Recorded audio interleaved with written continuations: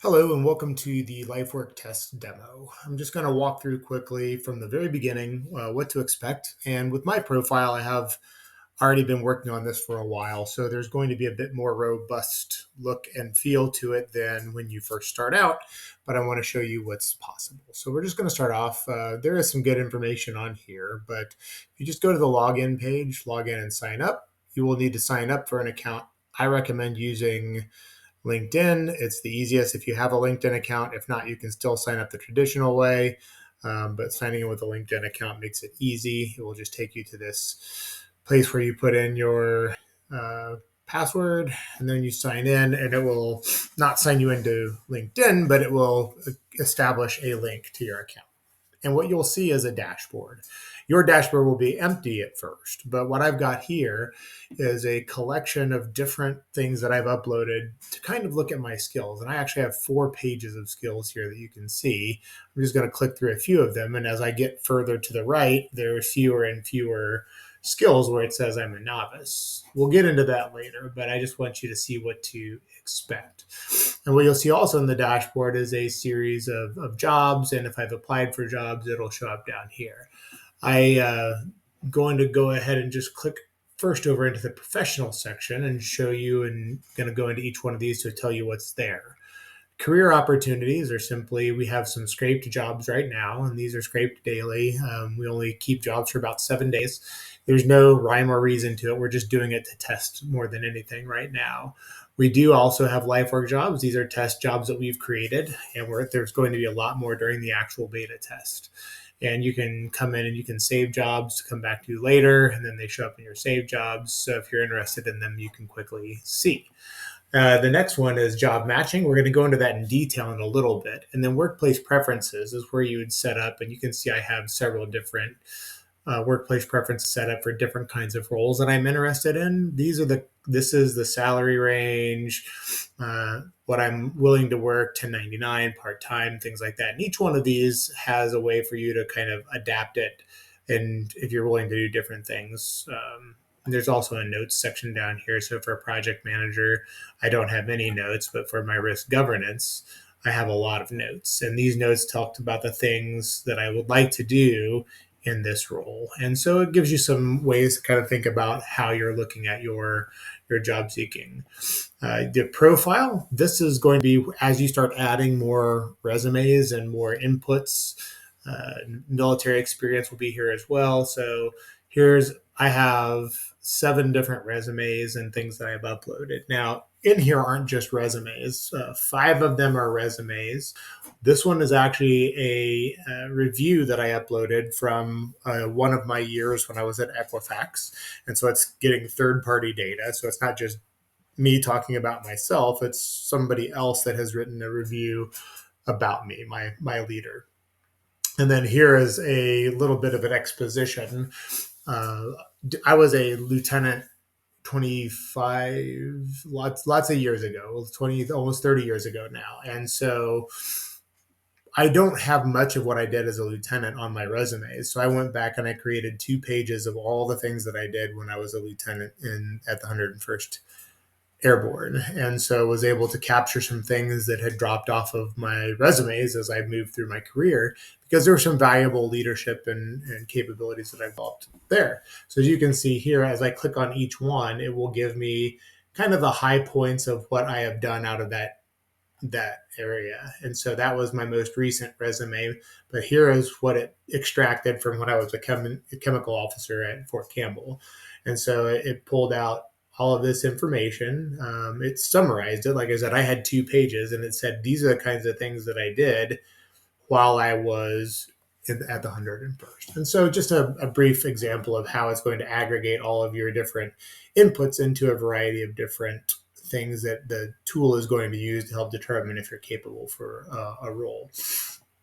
And then military experience, if you do have military, I've uploaded my DD 214, and I also have uploaded my VA disability letter. But if you're an active duty soldier, you can upload your orders, or if you have any other service records and awards that you want to load that aren't in a specific format, you can do that as well. As you can see, I actually had 2 different MOSs when I was in. I had a 74 Alpha, which was a chemical officer, and a 42 Alpha, which was a adjutant general or kind of a personnelist. And so it pulls in a few different things here as well. So that's kind of the high level of what you get when you first start. Now, what I'm going to do is I'm going to go into a couple of quick things here. I'm going to show you the job matching first. This one is the stuff that we've spent the most time on. So as you can see, I have a fairly robust profile. I've got 7 different uploads right now. And I'm going to just flip over to my LinkedIn and I'm going to pick a job at random. Let's call it operational excellence and see what comes up for opportunities for me there. And okay, how about this? Leadership strategy and operations, customer service, fulfillment, and automation. I'm not even going to look about that job. I'm just going to copy it.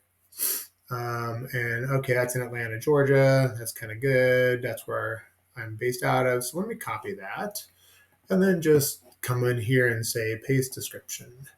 And I'm just going to see with a quick analysis. Now, it's going to take a little while because it's looking through all of my holistic profiles and it's taking a look at this job description, the location, my workplace preferences, and everything that I've loaded into my profile. And it's going to give me a pretty detailed look into 12 different basically functions of how you would perform at work. And I'll show you on the chart that comes out how it breaks down. And it's going to give me an overview of, am I qualified for the role? And then not only am I qualified for the role, but would I be a good fit for the role? And it's going to look at things like my education, my experience, my individual competencies for that particular job. It's not going to just look at the keywords. It's going to look at intent. And so as you see here, I've got kind of an all over the place. My projects, the kinds of projects that I worked are good. I have good project scale. The role relevance is strong. I have good domain knowledge and a lot of the soft skills they would be looking for, but I have some weaknesses too. So we're going to scroll down and look at some of those weaknesses. This isn't active right now, but eventually it's going to give you the details of how these percentages were calculated. So the first thing that I see where it says skills to add to resume.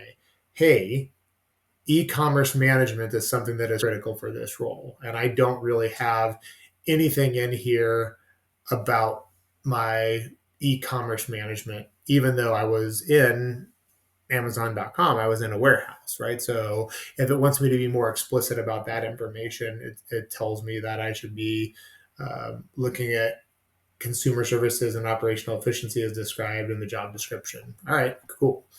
And I can come down a little bit further and say, well, how do I get there? I could begin LLM training, which is essential for meeting technical requirements of the role. I also need to engage in practical e-commerce projects.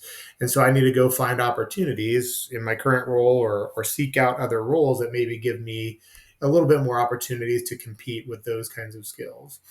It tells me, hey, there's a demand for dual expertise in operations and emerging tech, which I do have. So that's a good competitive analysis for me. And then I'm somewhat ready for this role, but I have some critical gaps to address. It's interesting right now. I don't highlight explicitly, even though we are building an AI and machine learning application that I've been working on for the last 2 years. It's telling me I don't have enough proficiency in large language models, which is interesting because we go well beyond large language models and are working with other kinds of tools. So I just need to go back and enhance my resume.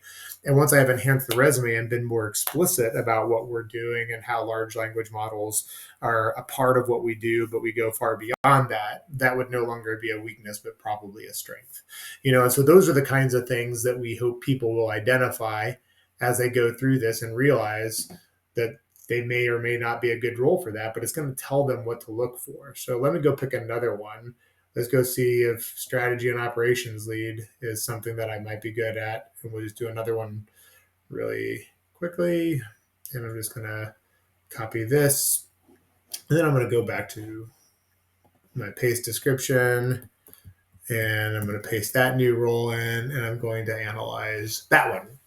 It'll give me a similar feedback. And one of the things that you'll notice that we are going to bring back is instead of overwriting this, we're going to have a log. And the log is going to be of the things that you've done, the job descriptions you've looked at, uh, the amount of times you've looked at certain roles, or the amount of times that certain skills have been recommended for you. And so those are the kinds of things that are going to be easy for you to figure out how to, I guess, kind of make a little bit of progress against things where you may have some blind spots.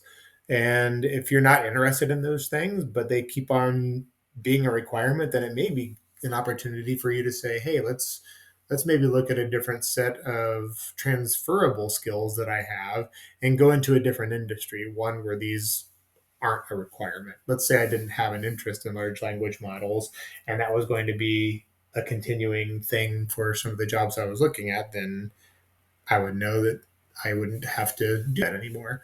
Interestingly enough, it looks like I'm actually more qualified for this one. So it's 78% as an overall match. I only have a couple of key improvement areas, tools, and then field relevance. Not a whole lot I can do about field relevance unless I just completely gapped something on my resume.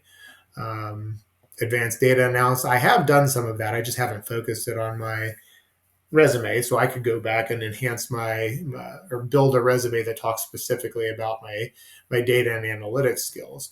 And here's the thing that you, I think, have to remember is when you apply to a job right now with your resume, you're constantly recrafting your resume every time. If, for example, I just said, oh, I need to add more things about the data and analytics that I've done when I was at Equifax or at Amazon and things like that. Once I've gone in and I've created that record, it's part of who I am. I go back to profile, and in this career and documentation, I add a whole segment about my data and analytics skills. And once I've done that once, I don't have to recreate it because in my holistic profile, my system just remembers and knows that I have that data and analytics experience. I don't have to recreate a resume or redo it multiple times. Every time I've built and added something to this, it's additive. It is not, it is not, doesn't have to replace, or I don't have to recraft or redo anything. The last thing that I'm going to show you right now is kind of within here, a lightweight job matching. So let's say here, I want to do, I want to be a full stack software engineer. I'm not really qualified to do that. But if you notice, I click on it, I can look at the job. It tells me I have to have all this information. I don't have a security clear. I don't have that kind of a security clearance.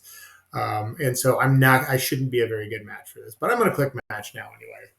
And it's going to go through a lightweight version of what we just saw. And it's going to apply a little bit different um, analysis to it. It's going to say, hey, you have these skills as your top skills.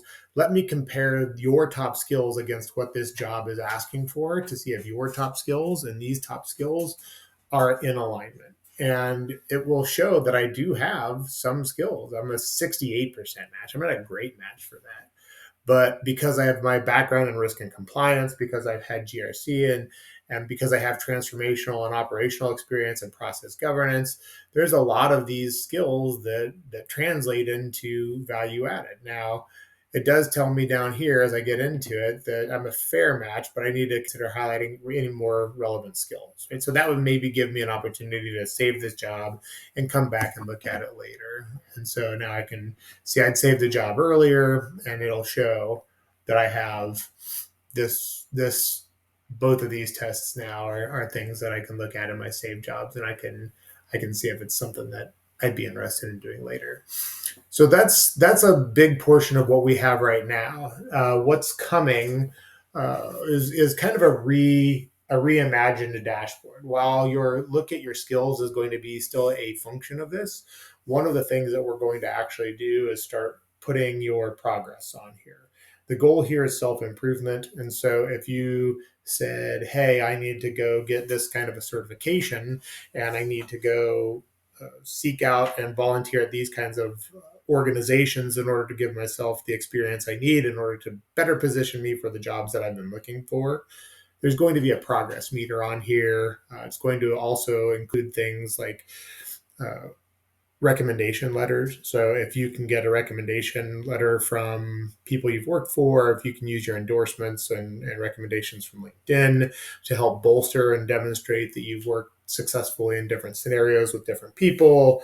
We're also going to have some persona assessments and allow you to go in and do things with your like a Myers-Briggs test, or there's a partner we're working with called Acumax Index, and the Acumax Index is a really quick kind of self-assessment on where your skills lie. And so those are the kinds of things that going to build this holistic profile and really help you understand yourself, but also when we bridge the other side, when the recruiters and when the people that are posting jobs come onto this site, you're going to have a lot more control and understanding with where you fall, not just in the in with yourself, but in with the candidate pool as well. So you might be 75% qualified for the job, but out of 100 candidates, you may still be in the top 10 because it's a really aggressive uh, what they're asking for. So there's not a whole lot of perfectly qualified people that are out there for that role. So the recruiters know that even though you're only a 75% match, you're still one of their top candidates. The recruiter's going to know that, and you're going to know that. So you know to continue to focus and work and grow. And when you have that connection with the recruiter, it's just better information for everybody all the way around. So there's a lot more coming than what you see right here. But the last thing that I'll leave you with, I didn't really focus on, is the feedback section. There's some changes we're doing here. It may not be done within the next 5 to 7 days, but we are hoping to get it updated so that way this works a little bit better. But you can submit feedback for feature suggestions. You can tell us what we're doing right. You can report a bug, and you can just give general feedback here. So this is a great place to do that. Anyway, well, I thought that would be a quick intro, and as you're trying to figure out how to navigate from nothing into what we're working towards, this should be an effective kind of jumpstart. Thanks.